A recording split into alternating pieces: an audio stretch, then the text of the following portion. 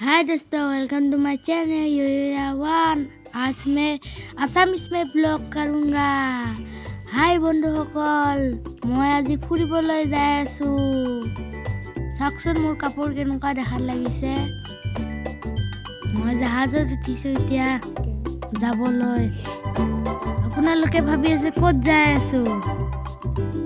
হয়, মই দৌল গোবিন্দ যাই আছো। জাহাজত ইমান ধুনীয়া এটা মানুহে গান গাইছে, তাৰ কাৰণে আজি পুৰা দিনটো পুৰা ভাল লাগি গ'ল। মোৰ লগতে আহি থাকক। আমি এতিয়া জাহাজৰ পৰা নামি এনে খোজকাঢ়ি যাই আছো। অলপমান খোজকাঢ়ি যাবই লাগে আৰু। জাহাজৰ পৰা পুৰা 5 মিনিট লাগে। এতিয়া মোৰ পিছে পিছে আহি থাকক।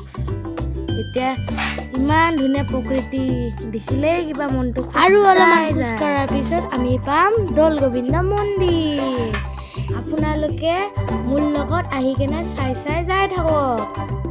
ভিডিঅ'টো মানে দীঘলীয়া হ'ব আৰু যোনে যোনে অহা নাই চব লোকে আহিব। বহুত ধুনীয়া জেগা।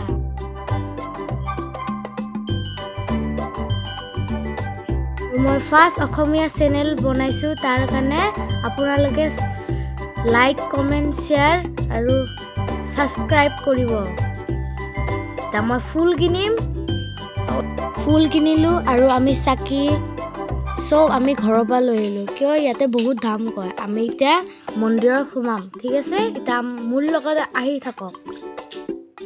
আৰু সোমাৰ আগতে এটা গণেশ বাবা আছে। তাৰপিছত আমিও পূজা কৰিম। চাওক কি ধুনীয়া পৰিৱেশ।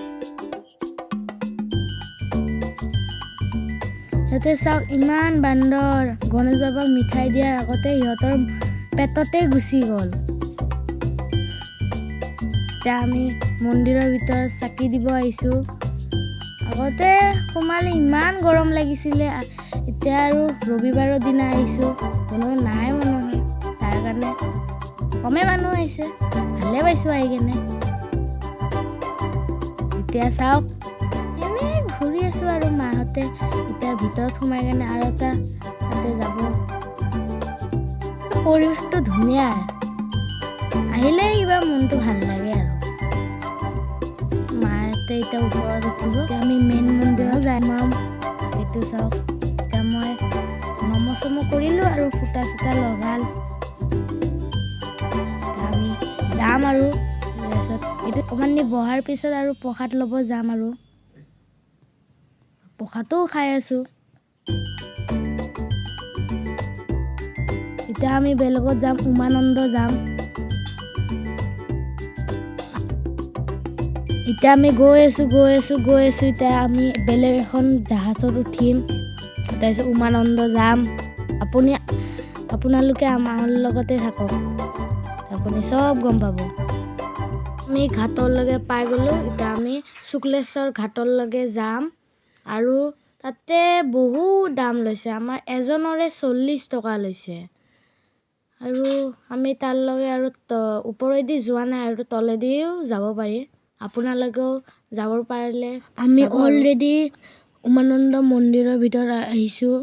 বাৰু আমি জাহাজৰ দৃশ্যটো দেখুওৱা নাই, আপোনালোকে চাওক উমানন্দৰ মন্দিৰ।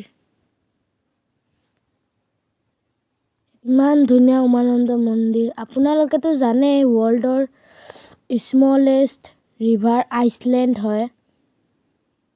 ইমান ধুনীয়া ইয়াতে ওপৰৰ পৰা কি ধুনীয়া দৃশ্য দেখিলেই ভাল লাগে। মই বাৰু 3বাৰমান আহিছোঁ আৰু তাৰপিছত আৰু নাহোঁ। 3বাৰ আহিব লাগে। মায়ে কৈছিলে এবাৰ আহিলে 2বাৰ আহিব, 3বাৰ অহাৰ পিছত যিমানবাৰ আহি থাক আৰু। আপোনালোকে এইটো কথাটো জানেনে? আজিলৈকে এইখিনিয়ে। নেক্সট ব্লগত লগ পাম। Tata, bye bye, see U.